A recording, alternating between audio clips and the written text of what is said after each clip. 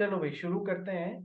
तो अब देखो कॉन्ट्रैक्ट एक्ट का मैं आपको पूरा सिनेरियो यदि बताऊं तो कुछ इस तरीके से बनता था। ये चार्ट मैंने आपके साथ में पहले कहीं ना कहीं डिस्कस किया हुआ है क्या, कि sir section 1 to 75 contains general principles of contract. ठीक है सर। सेक्शन 124 to 238 जो अब आपके कोर्स में आ चुके हैं स्पेशल कॉन्ट्रैक्ट्स। ठीक है सर।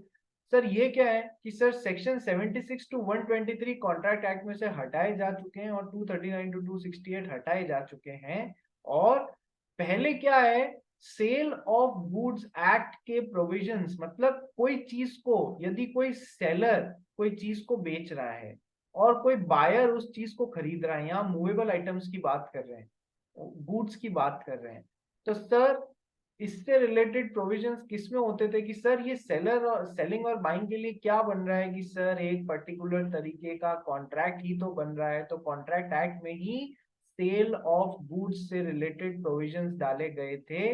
लेकिन ओवर द टाइम जब 1930 के आसपास देखा गया कि ये अपने आप में एक बहुत बड़ी फील्ड बनती जा रही है, बिजनेस वर्ल्ड के बहुत सारे कॉन्ट्रैक्ट्स ऐसे हैं जो केवल selling and purchasing of goods के लिए बन रहे हैं, तो देखा गया कि इसके लिए एक स्पेशल एक्ट की जरूरत है, कुछ एडिशनल पॉइंट्स की जरूरत है। तो ये प्रोविजंस को कॉन्ट्रैक्ट एक्ट से हटा दिया गया और एक नया एक्ट बनाया गया which was named as sale of goods act in the 1930। तो sir sale of goods act में भी सेलर और बायर के बीच में बन तो कॉन्ट्रैक्ट ही रहा है ना, इसलिए ये पहले प्रोविजंस कॉन्ट्रैक्ट एक्ट में थे, बाद में सेल ऑफ गुड्स एक्ट के ऊपर आ गए। तो सर कोई सेल ऑफ गुड्स के लिए अभी भी कोई कॉन्ट्रैक्ट बन रहा है तो उसपे सोगा ही लगेगा, सेल ऑफ गुड्स एक्ट ही लगेगा या इंडियन कॉन्ट्रैक्ट एक्ट भी लगेगा, कि सर दोनों लगेंगे, कॉन्ट्रैक्ट एक्ट भी लगेगा और सेल ऑफ गुड्स एक्ट भी लगेंगे, कॉन्ट्रैक्ट एक्ट के प्रोविजंस भी लगेंगे और सेल ऑफ गुड्स एक्ट के प्रोविजंस भी लगेंगे। ध्यान रखना इस बात को। सर यदि फाइटिंग हो जाती है, सेल ऑफ गुड्स एक्ट का प्रोविजन एक पर्टिकुलर पॉइंट पे कुछ बात कर रहा हो और ये कॉन्ट्रैक्ट एक्ट उसी पॉइंट पे कोई अपोजिट बात कर रहा हो, तो सर किसकी बात फाइनल मानी जाएगी? इस sir sale of goods act की बात फाइनल मानी जाएगी उस पॉइंट पे, क्योंकि उस एस्पेक्ट के लिए स्पेशल एक्ट बनाया गया है उस एस्पेक्ट को ध्यान में रखते हुए। तो यदि फाइटिंग होती है सेल ऑफ गुड्स एक्ट और कॉन्ट्रैक्ट एक्ट के बीच में किसी भी एस्पेक्ट को लेके, तो sir whatever is written in sale of goods act will be considered as final and authoritative on that aspect। तो सर ये जो सेक्शंस थे सेल ऑफ गुड्स एक्ट के, ये इनमें से हटाए गए कॉन्ट्रैक्ट एक्ट में से। आप कुछ नहीं पढ़ रहे हो, आप उसको अलग जैसे एक्ट जैसे पढ़ रहे हो। ठीक है। और ये कौन से कि सर इंडियन पार्टनरशिप एक्ट के प्रोविजंस भी पहले इंडियन कॉन्ट्रैक्ट एक्ट में ही थे, जिनको कि यहाँ से हटाया गया है, जिनको कि यहाँ से हटाया गया।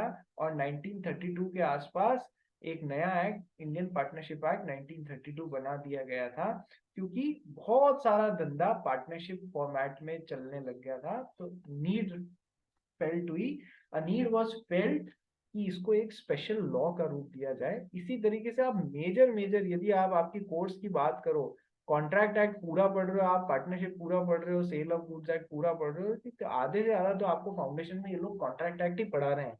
प्लस एडिशनल चीजें और डाल दी, जैसे कि कंपनीज एक्ट डाल दिया, ठीक है सर हमने पढ़ा हुआ है कोई दिक्कत नहीं है। नेगोशिएबल इंस्ट्रूमेंट्स एक्ट में थोड़ा सा आपको डेप्थ में जाना पड़ेगा, पर इसका वेटेज 10 से 15 नंबर का ही है। ठीक है। और एक एलएलपी है, एलएलपी तो इस बार आप लोगों के लिए वरदान बन के आया है, वो स्कोरिंग होगा ही होगा। ठीक है। चलिए, और एक इंडियन रेगुलेटरी फ्रेमवर्क की लॉ क्या होता है, कितने लॉ, कैसे कैसे लॉज होते हैं, आपको as a chartered accountant law क्यों पढ़ना है, लॉ बनते किस तरीके से हैं, राज्यसभा लोकसभा राज्यसभा प्रेसिडेंट्स एसेंट, ये सब हम लोग ने ओवर द टाइम कवर किया है। ठीक है। Number one. नंबर टू, आइए अब स्टार्ट करते हैं अपन special contract, contract of indemnity. Contract of indemnity आज से चालू कर दें या कल से करें, बताइए। कॉन्ट्रैक्ट ऑफ इंडेमनिटी आज से चालू कर दें या कल से करें, बताओ जल्दी बताओ। ईशा वांगड़, ईशा शेट्टी, झील, जल्दी बताओ।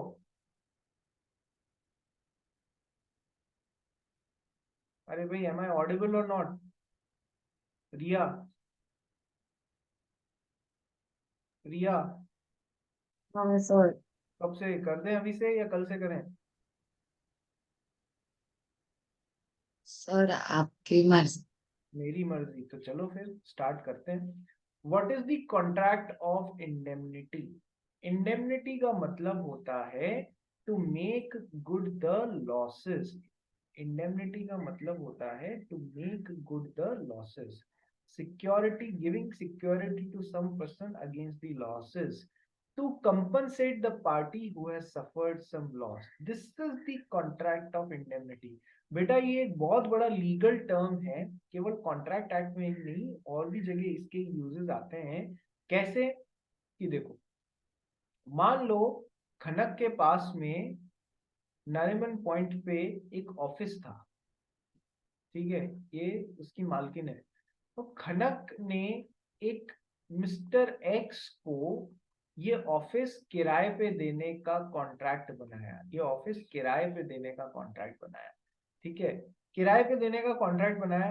उसमें कॉन्ट्रैक्ट में उसने एक टर्म्स एंड कंडीशंस ये डाल दी कि आप जो है, यदि आपने कुछ गड़बड़ी करी ऑफिस में, यहाँ पर इतनी ज्यादा आपने इसका यूज किया, दीवारों में कीलें ठोक दी, ये कर दिया वो कर दिया, जिससे कि बिल्डिंग को नुकसान यदि हो जाता है तो आप मुझे उस नुकसान के लिए इंडेमनीफाई करेंगे, यानी कि जो भी नुकसान होता है you will make good them, you will be responsible for that loss to me.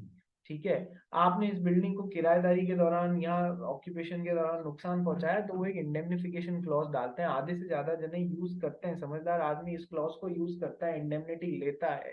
ठीक है, तो इंडेमनिटी का बेसिक मतलब क्या है कि सर आप you are promising me to make my losses good.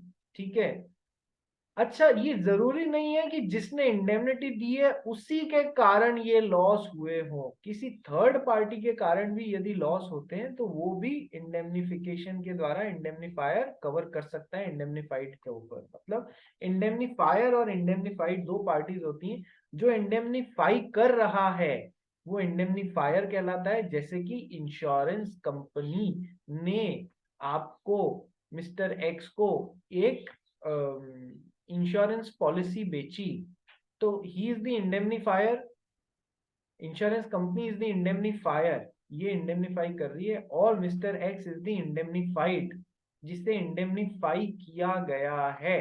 ठीक है, ये टर्म्स ध्यान रखना है, इंडेमनीफायर एंड इंडेमनीफाइड। तो जरूरी नहीं है कि खुद के एक्शंस के लिए इंडेमनिटी दी जाए, किसी थर्ड पार्टी के कारण कोई लॉस हो रहा है उसके लिए भी इंडेमनिटी दी जा सकती है। किसी थर्ड पार्टी के लिए भी कुछ लॉस हो रहा है, के कारण भी कुछ लॉस हो रहा है, उसके लिए भी इंडेमनिटी दी जा सकती है। जैसे इंश्योरेंस कंपनी ने बोला थर्ड पार्टी ने आके आपकी गाड़ी को टक्कर मार के चले गए तो हम I will make good your loss. Loss insurance company के कारण नहीं हुआ था, थर्ड पार्टी के कारण हुआ था, तो भी इंश्योरेंस कंपनी ने इंडेमनिफिकेशन कॉन्ट्रैक्ट बनाया है तो इसको इंडेमनिफाई करना पड़ेगा, मेक गुड द लॉस करना पड़ेगा to that person mister X. Now let's understand, start reading and let's understand contract of indemnity. कौन पढ़ेगा भाई? मंशा तू पढ़। It is a contract by which one party promises to save the other from loss caused to him by the conduct of the promisor himself or by the conduct of any other person. ये एक ऐसा contract है, definition क्या बोलती है contract of indemnity की, ये एक ऐसा कॉन्ट्रैक्ट है जिसमें एक पार्टी दूसरी पार्टी को प्रॉमिस करती है कि मैं आपको लॉसेस से बचाऊंगा, या तो जो मेरे द्वारा किए गए हों, मेरे एक्शंस के द्वारा जो आपको लॉस हो रहे हों उनसे, या फिर किसी थर्ड पार्टी के कंडक्ट के कारण आपको कोई लॉस आ रहा हो उससे। So indemnification is basically a contract whereby one party promises to save the another party from losses which are caused to this party either by the conduct of the promisor himself or by the conduct of any third person, that is the third party or other party। समझ में आ गई definition? किसी को कोई doubt तो नहीं है? yes or no? any doubt anybody? ठीक है, चलिए आगे बढ़ते हैं। इंडेमनीफायर और इंडेमनीफाइड। इंडेमनीफायर इंश्योरेंस कंपनी याद कर लेना, ठीक है। Indemnifier party who promises to indemnify और save the other party from loss, and indemnified को इंडेमनिटी होल्डर भी बोला जाता है। Party who is promised to be saved against the loss is indemnified person. आइए नोट नंबर 1 पर मंशा। According to section 124, covers only a unique situation wherein loss caused by only a person is covered. An accident which is not caused by any person or which is caused by an act of God or natural event is not covered. ये केवल आप लोग एक बात ध्यान रख लेना कि सेक्शन 124 जो है, जो कि आपका इंडेमनिफिकेशन के कॉन्ट्रैक्ट ऑफ इंडेमनिटी के बारे में है, ये it covers only a unique situation जहां पर loss is caused by only a person, किसी आदमी के द्वारा, मतलब किसी आदमी के कर्मों के द्वारा, किसी आदमी के एक्ट के द्वारा जो काम हुआ है वो कवर होता है।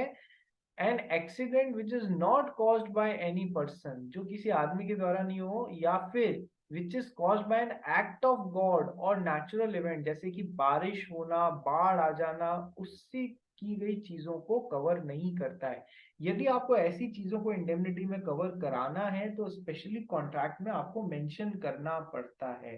तुम्हारे को ध्यान रखनी है बस इस बात को, बहुत ज्यादा इस पे लोड नहीं लेना है, इसीलिए नोट के जैसे डाला है। तो सेक्शन 124 जो कॉन्ट्रैक्ट ऑफ इंडेमनिटी है वो केवल और केवल वो सिचुएशंस कवर करती है जहां पर किसी आदमी के कर्मों के द्वारा नुकसान है। वो एक आदमी गाड़ी चला रहा था, उसने आके आपके अंदर उसको ठोक दिया, जिससे आपकी कार का नुकसान हो गया, ठीक है।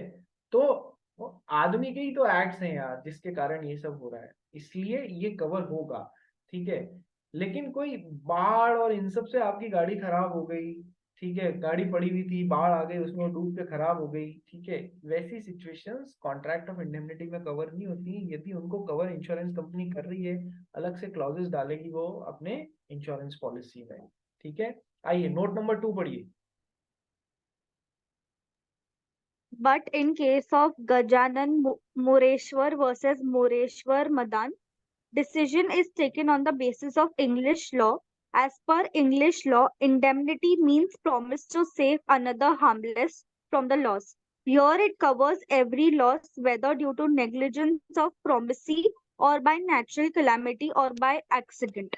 और बाय नेचुरल कैलामिटी और एक्सीडेंट। तो सर अपने यहाँ पर लॉ कैसे कैसे बनता है, जब मैं आपको इंडियन रेगुलेटरी फ्रेमवर्क सिखा रहा था, यानी कि जो आपके नया चैप्टर आया है, जो मैंने आपके 12th के एग्जाम से जस्ट पहले 5-10 दिन में कवर किया था, तो इंडियन रेगुलेटरी फ्रेमवर्क में मैंने आपको एक टॉपिक पढ़ाया था, sources of law. What are the sources of law?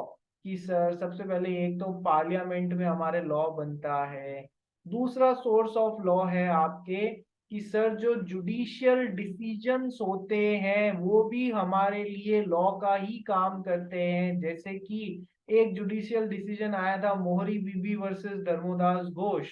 मोहरी बीबी वर्सेस धर्मोदास घोष में क्या बोला गया था झील? मोहरी बीबी वर्सेस धर्मोदास घोष में क्या बोला गया था झील? हाँ सर। कॉन्ट्रैक्ट एक्ट में एक केस लॉ पढ़ाया था मैंने आपको। हाँ सर याद है, बट हम्म, एक्चुअली मेरे को एग्जैक्टली नहीं पता ये क्या हुआ था ठीक इसमें। है, कौन बताना चाहता है अपना हाथ खड़ा करे। मौरी बीबी वर्सेस धर्मदास घोष में क्या हुआ था? एक भी जना नहीं? अरे इसमें से एक लाइन निकल के आई थी, agreements made with minors are void ab initio। Minor के साथ में जो आप एग्रीमेंट्स बनाते हैं वो शुरुआत से गलत होते हैं। तो ये लॉ कहाँ से निकल के आया? इस जुडिशियल डिसीजन से निकल के आया। कौन से जुडिशियल डिसीजन से निकल के आया? मोरी बीबी वर्सेस धर्मदास घोष से निकल के आया। इसी तरीके से एक carbolic smoke ball company versus Mrs Carlill से एक केस लॉ से एक लॉ निकल के आया। क्या निकल के आया कि सर जनरल ऑफर्स भी होते हैं, general contract, general offer, special offer, general offer, general contracts भी होते हैं। An offer which is given to public at large is general offer, that is not a specific offer, it is a general offer, those are also valid offers. ये law कहाँ से निकल के आया कि सर केस लॉ से। तो sir judicial decision से एक केस लॉ निकल के आ, केस लॉ से भी तो लॉ निकल के आते हैं, उनको हम लोग क्या बोलते हैं कि sir common law. Common law बोलते हैं जो लॉ या जो कानूनी बातें, जो डिसीजन, जुडिशियल डिसीजन से निकल के आती हैं, उनको हम लोग बोलते हैं sir this is common law, जो केस लॉ से निकल के हमारे लिए कानून बनता है। तो सर अब सेक्शन 124 जो है, जो इंडियन कॉन्ट्रैक्ट एक्ट का, वो कहता है, वो बताता है कॉन्ट्रैक्ट ऑफ इंडेमनिटी है क्या। वो केवल कवर करता है कि सर वो बातें जो एक नॉर्मल है, वो एक्ट ऑफ गॉड वाली बातों को कवर नहीं करता है। तो सर एक्ट ऑफ गॉड वाली बातों को किसने कवर कर लिया कि सर इंडेमनिटी में वो भी कवर होती हैं, ये किसने कवर कर लिया? ये कॉमन लॉ के थ्रू कवर हो गई। कॉमन लॉ मतलब कि सर एक केस लॉ के थ्रू कवर हो गई, जिस केस लॉ का नाम है गजानन मोरेश्वर वर्सेस मोरेश्वर मदान। इस केस लॉ में कवर हुआ कि सर हम तो इंग्लिश लॉ के बेसिस पे डिसीजन लेंगे। इंडेमनिटी का मतलब होता है promise to save another person harmless from the loss. Indemnity को यदि हमें सही तरीके से समझना है तो it is a contract to save another person from loss, every loss जो कि या तो किसी आदमी के कारण हुआ है या फिर नेचुरल कैलामिटी यानी कि एक्ट ऑफ गॉड, बारिश, बाढ़, इन सब से हुआ है, भूकंप, इन सब से हुआ है, वो भी कवर होगा। यानी कि उस कमी को किसने कवर कर लिया? कॉमन लॉ ने कवर कर लिया। गजानन मोरेश्वर वर्सेस मोरेश्वर मदान। बोलो समझ में आया या नहीं आया? बोलिए। जो कमी रह गई थी सेक्शन 124 की, जो हमने नोट 1 में पढ़ी थी, वो नोट 2 से कवर हो गई। Gajanan Moreshwar versus Moreshwar Madan, decision is given on the basis of English law. कि सर सारी चीजें कवर होंगी, चाहे वो नेचुरल कैलामिटी के कारण हो रही है, चाहे वो किसी पर्टिकुलर पर्सन के काम के कारण हो रही है, आदमी को पूरी इंडेमनिटी। अब आया समझ में? भाई कान ऐसे नहीं और ऐसे करके पकड़ लिया, पर जो हमें चाहिए था वो मिल गया या नहीं मिल गया? बोलो यस और नो एवरीवन। जी, लीशा, वांगड़, शेट्टी, कनक, मंशा, रिया, ठीक है, समझ में आ गया। तो चलिए अब 3 एग्जाम्पल्स पढ़ते हैं और खत्म करते हैं आज की क्लास। एग्जाम्पल नंबर 1 पढ़ भाई। Mr. X contracts with the government to return to India after completing his studies, which were funded by the government at University of Cambridge, and to serve the government for a period of 5 years. If Mr. X fails to return to India, he will have to reimburse the government. It is a contract of indemnity. समझ में आ गया कि sir mister x को सरकार ने सरकारी खर्चे पे विदेश में पढ़ने के लिए भेजा और बोला कि देखो हम आप पे खर्चा कर रहे हैं, आप आके भाग के दूसरी जगह ज्वाइन कर लोगे तो फिर इन सब का कोई मतलब नहीं है, आपको हमारे यहाँ पर 5 साल, हम इसी क्लॉज पे आपको पढ़ने के लिए पैसा खर्च कर रहे हैं कि आपको आके हमारे यहाँ 5 साल जॉब करना पड़ेगा। तो सर या और यदि आप छोड़ के जाते हो किसी भी कारण से, तो आप हमको इतना इतना रुपया वापस पे करेंगे, ठीक है। तो sir this is a contract of indemnity. उसका लॉस हो जाएगा ना गवर्नमेंट का, यदि वो आदमी सरकारी पैसे पे पड़ गया फिर सरकार को वापस आके ज्वाइन नहीं करता है वो, फिर this is a contract of indemnity, ठीक है। He will have to reimburse the government, it is a contract of indemnity. छोड़ के जाना चाहते हो जाओ, लेकिन फिर आप हमको इतना पैसा जो हमें लॉस हुआ है वो वापस कर देना, ठीक है। This is an example of contract of indemnity. Example number 2। A contracts to indemnify B against the consequences of any proceedings which C may take against B in respect of a certain sum of 5,000 rupees. This is a contract of indemnity. देखो B और सी के बीच में कुछ लफड़ा चल रहा था, जिसमें सी बी के ऊपर 5,000 रुपए का एक डिमांड निकाल सकता था। सी बी के ऊपर 5,000 रुपए के लिए एक मांगता था, इससे केस कर सकता है वगैरह वगैरह।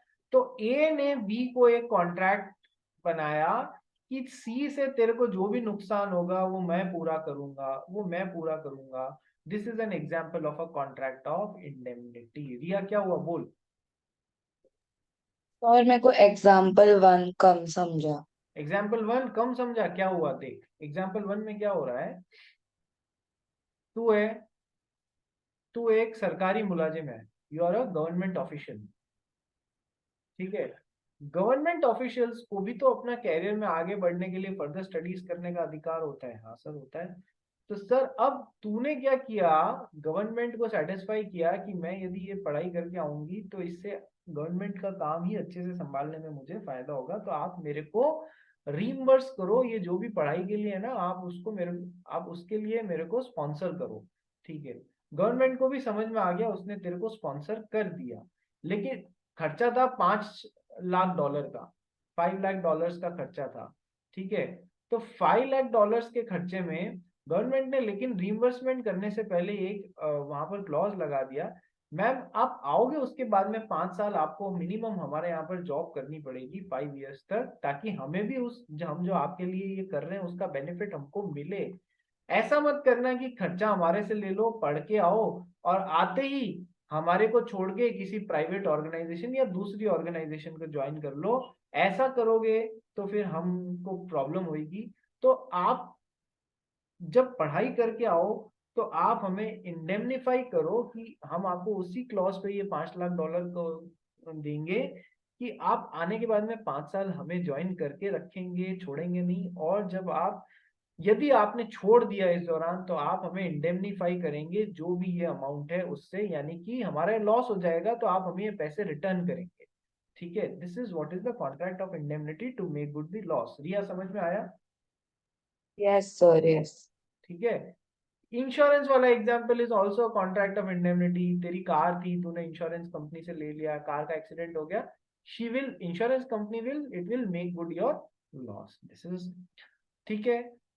पर्टिकुलर एक एग्जांपल मैंने तेरे को किराएदार और मकान मालिक का बताया कि सर किराएदार ने जो भी ठोका टाकी करके कोई तोड़ दिया, ये कर दिया, अंदर उससे जो भी नुकसान हुआ उसके लिए वो मकान मालिक को इंडेमनीफाई करेगा। वो उसके खुद के एक्शन से हो रहा है, किसी थर्ड पार्टी के एक्शन से हो रहा है, ठीक है। इस तरीके से भी बेसिकली कॉन्ट्रैक्ट ऑफ इंडेमनिफिकेशन या indemnity is a contract to make good the losses. बात समझ में आई? Yes, which is caused either through the conduct of myself और through conduct of any other person, कैसा भी हो सकता है। To make good the loss is equal to indemnity, ठीक है। जो सेक्शन 124 की डेफिनेशन थी वो केवल और केवल वो नेचुरल कैलामिटीज के अलावा कवर कर रही थी, एक्ट ऑफ गॉड के अलावा, जो कि एक केस ने आके उस कमी को पूरा कर दिया। ये मोरेश्वर वाला जो केस है ना, उसने आके पूरा कर दिया, गजानन मोरेश्वर वर्सेस मोरेश्वर मदान वाले केस में, कि एक्ट ऑफ गॉड भी कवर होएगा भाई इंडेमनिटी में, ठीक है।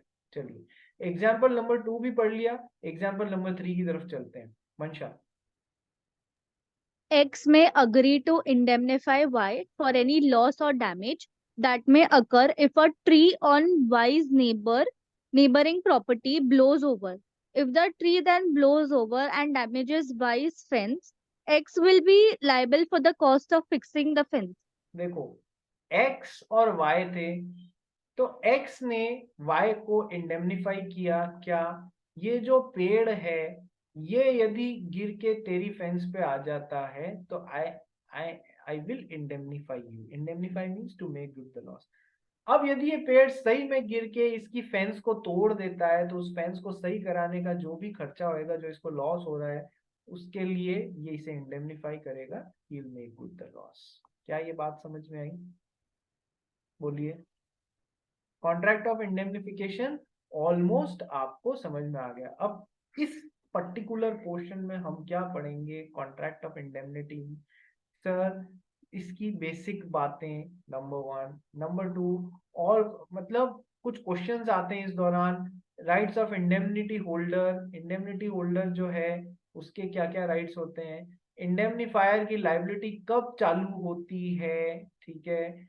ये सब छोटी बातें हैं। इंडेमनिफिकेशन तो तुम्हारा कल खत्म भी हो जाएगा, कोई बहुत बड़ी बात नहीं है। नंबर 1 ज्यादा इंपॉर्टेंट इसमें से गारंटी वाला पार्ट है। मैं बोला ना इंडेमनिटी के बाद में गारंटी, इन दोनों की जोड़ी बनती है। तो इंडेमनिटी की बेसिक समझ होनी चाहिए, जितनी होनी चाहिए थी मैंने नोट्स में डाल दी।